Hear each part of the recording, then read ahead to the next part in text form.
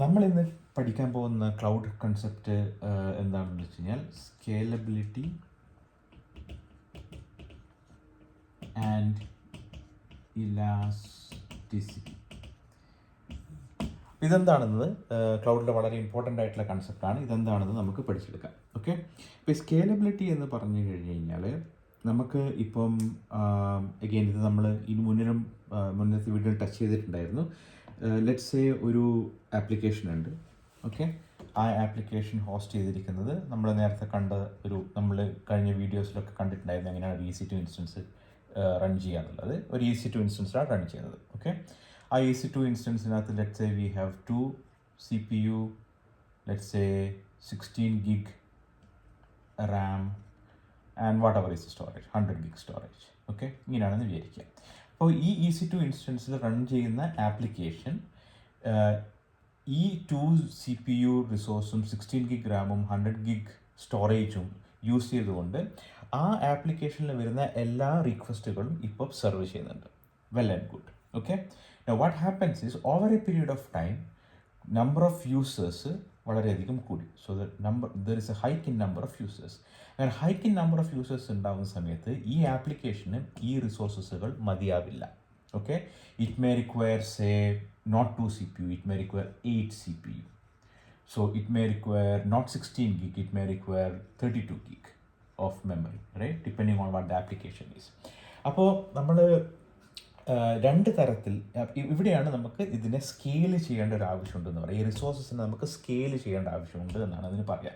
That is a word scalability comes from, because we need to scale it, you need to increase it, right? കാരണം resources കൂട്ടിക്കഴിഞ്ഞാൽ മാത്രമേ ഈ പുതിയ increase in request നമുക്ക് meet ചെയ്യാൻ പറ്റത്തുള്ളൂ. അല്ലെങ്കിൽ എന്ത് സംഭവിക്കുക വെച്ചാൽ നിങ്ങൾക്കിപ്പം ശ്രദ്ധിച്ചിട്ടുണ്ടാവും, ഈവൻ ChatGPT യൂസ് ചെയ്യുന്ന സമയത്തും there will be a lot of slowness in the sometimes there is a lot of slowness. അല്ലെങ്കിൽ നമ്മളിപ്പോൾ ഫ്ലിപ്കാർട്ട് യൂസ് ചെയ്യുന്നതാണ് ഒരു ഇപ്പോഴൊക്കെ ബെറ്റർ ആയിരിക്കും, പക്ഷേ whenever there is a festival time when we use Flipkart you will be seeing that there is a little bit of slowness compared to when there is no festival season. ഇതൊക്കെ എന്തുകൊണ്ടാണെന്ന് വെച്ച് കഴിഞ്ഞാൽ ഫ്ലിപ്കാർട്ടിൻ്റെ ആപ്ലിക്കേഷന് ഒരുപാട് user request വരുന്നുണ്ട്. അപ്പോൾ അതിനനുസരിച്ചിട്ട് they would need a better resource scaling as such. അപ്പോൾ റിക്വസ്റ്റ് കൂടുതൽ വരും, ഡിമാൻഡ് കൂടുതൽ ആവുന്നതിനനുസരിച്ചിട്ട് ഈ റിസോഴ്സസ് സ്കെയിൽ ചെയ്യേണ്ട ഒരു ആവശ്യകത ഉണ്ട്.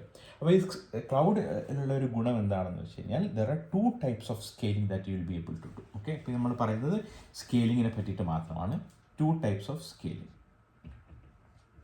2 types ഓഫ് സ്കെയിലിംഗ്.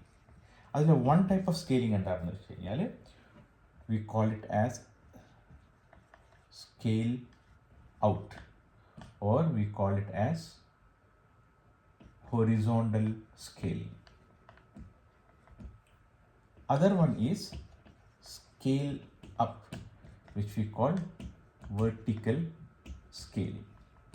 ഇത് തമ്മിലുള്ള വ്യത്യാസം എന്താണെന്ന് വെച്ച് കഴിഞ്ഞാൽ ഈ horizontal scaling or scale out എന്ന് പറയുന്ന കൺസെപ്റ്റിനകത്ത് എന്ത് സംഭവിക്കുന്നു എന്ന് വെച്ച് കഴിഞ്ഞാൽ നേരത്തെ പറഞ്ഞ എക്സാമ്പിൾ എടുക്കാം. EC2 instance which is having 2 CPU, 2 gig RAM and whatever is the storage doesn't matter here. Okay, അപ്പോൾ ഇതിനെ ഇതിനെ നമുക്ക് സ്കെയിൽ അപ്പ് ചെയ്യണമെങ്കിൽ, വെർട്ടിക്കലി സ്കെയിൽ ചെയ്യണമെങ്കിൽ എന്താ ചെയ്യാന്ന് വെച്ച് കഴിഞ്ഞാൽ നമുക്ക് ഈ 2 CPU പകരം ഇതേ EC2 ഇൻസ്റ്റൻസ്, നമ്മൾ EC2 ഇൻസ്റ്റൻസിൻ്റെ നമ്പർ ഓഫ് EC2 ഇൻസ്റ്റൻസിനെ മാറ്റുന്നില്ല, with single or whatever is a number of EC2 ഇൻസ്റ്റൻസ്, ആ സ്പെസിഫിക് EC2 ഇൻസ്റ്റൻസിൻ്റെ മുകളിൽ we add more CPU. We say like, if it is 8 CPU one, you add 6 more CPU.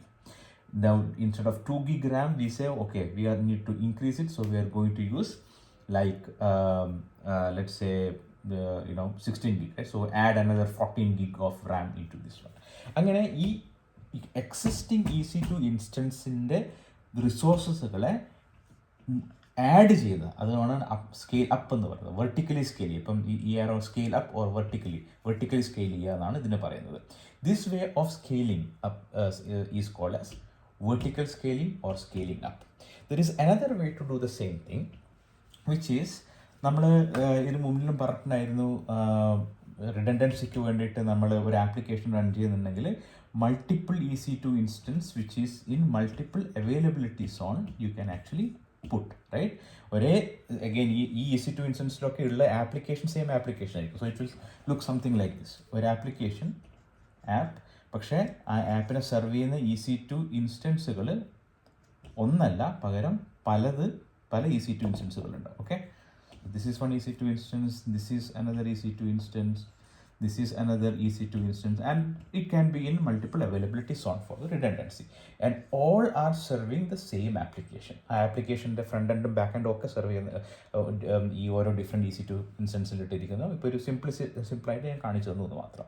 അപ്പോൾ നമ്മൾ നേരത്തെ scale up എന്ന് പറയുന്ന സംഭവം കണ്ടുപിടിച്ചു, അതായത് ഇങ്ങനെ വെർട്ടിക്കലി സ്കെയിൽ ചെയ്യുക, ആഡ് ചെയ്യുക.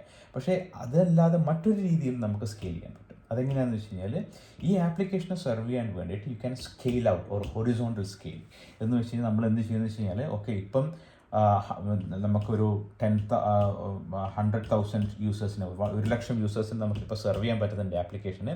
Now I am seeing a huge increase of number of users and I am seeing around 1 million users, let's say. Okay, I am seeing 1 million users coming up. So the question is, how can I serve these 1 million users? ഈ 1 million users-നെ serve ചെയ്യണമെങ്കിൽ we can actually do a scale out method, which is you add more EC2 instance. More EC2 instance-നെ add ചെയ്തുകൊണ്ടിരിക്കാം, so that this application can get served. Okay, അപ്പോൾ അതാണ് two different type of scaling. One is vertical scaling, one is horizontal scaling.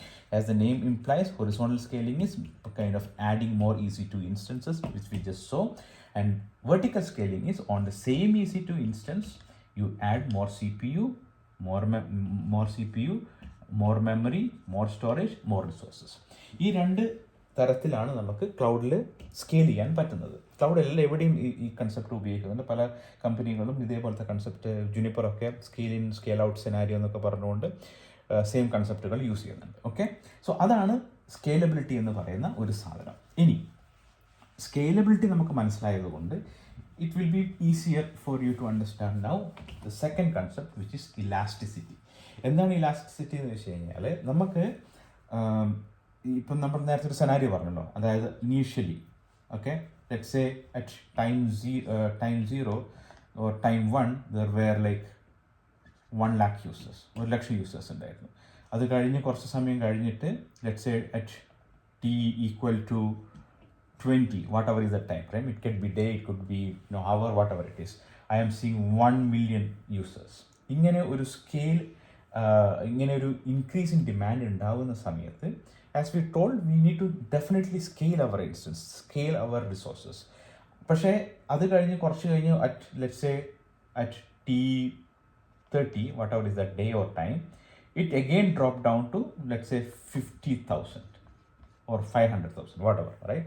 50,000 users ആയിട്ട് reduce ചെയ്തു.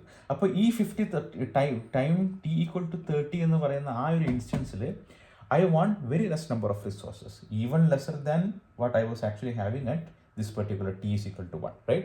അപ്പോൾ ഈ റിസോഴ്സുകളുടെ യൂസുകൾ ഏറിയും കുറഞ്ഞും പോയിക്കൊണ്ടേയിരിക്കും depending on the time or a season of whichever year or month or whatever, right? അപ്പോൾ ഇതിൻ്റെ യൂസേജ് ഓർ ഇതിൻ്റെ ഡിമാൻഡ് ഈസ് ഓൾവേസ് ഫ്ലക്ച്വേറ്റിംഗ്. അപ്പോൾ ഈ ഫ്ലക്ച്വേറ്റിങ്ങിനനുസരിച്ചിട്ട് എനിക്ക് സ്കെയിൽ ചെയ്യാൻ പറ്റണം. For example from t equal to 1 to t20 ആകുന്ന സമയത്ത് I want more resources, I want to add more resources. അത് കഴിഞ്ഞ് t30 ആവുന്ന സമയത്ത് the resources are going less, I want to reduce, I want to minus the resources. ഇങ്ങനെ ആവശ്യമുള്ള സമയത്ത് നമുക്ക് ഇൻക്രീസ് ചെയ്യാനും ആവശ്യമുള്ള സമയത്ത് നമുക്ക് ഡിക്രീസ് ചെയ്യാനും ഓട്ടോമാറ്റിക്കലി ചെയ്യാൻ പറ്റുന്ന സാധനത്തിനെയാണ് നമ്മൾ ഇലാസ്റ്റിസിറ്റി എന്ന് പറയുന്നത്. That's why you will always hear this word called elasticity when you talk about cloud. And what that elasticity is, I can dynamically, and that's a very important word you need to remember, I can dynamically increase or reduce my resources depending on the demand.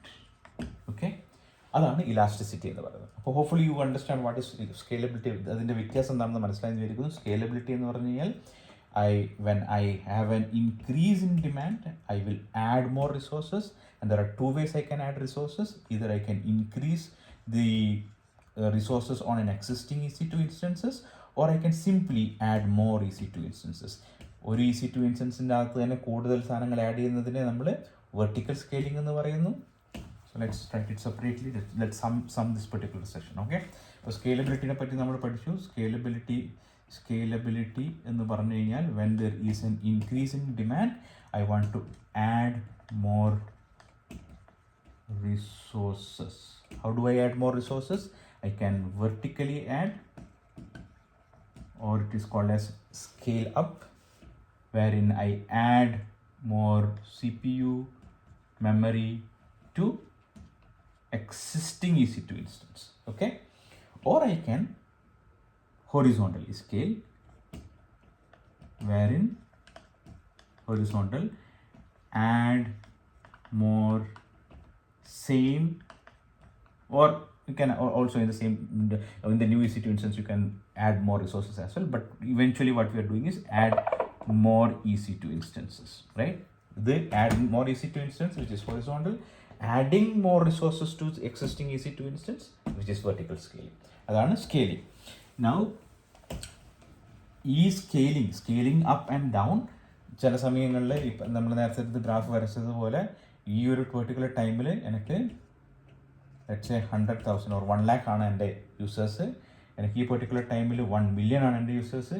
ഈ particular ടൈമിൽ എനിക്ക് 50,000 മാത്രമേ ഉള്ളൂ users. അപ്പോൾ 100,000 അല്ലെങ്കിൽ 1 lakh എന്ന് പറയുന്ന number of users ഉള്ള സമയത്ത് എനിക്ക് let's say X number of resources വേണം. ഇവിടെ എത്തുന്ന സമയത്ത് എനിക്ക് X plus Y number of resources വേണം. ഇവിടെ എത്തുന്ന സമയത്ത് എനിക്ക് X minus C less number of resources വേണം. ഇങ്ങനെ ഡിമാൻഡ് ഏറിയും കുറഞ്ഞും മാറിക്കൊണ്ടിരിക്കുന്ന സമയത്ത് എനിക്ക് എൻ്റെ റിസോഴ്സുകൾ ഡൈനാമിക്കലി ആഡ് ചെയ്യാൻ പറ്റുന്ന capabilities, ക്ലൗഡിലുള്ള capabilitiesനാണ് നമ്മൾ ഇലാസ്റ്റിസിറ്റി എന്ന് പറയുന്നത്. So hopefully this is clear for you what elasticity is and what scalability is. In the next video we will talk more about different ways of doing this scalability and elasticity.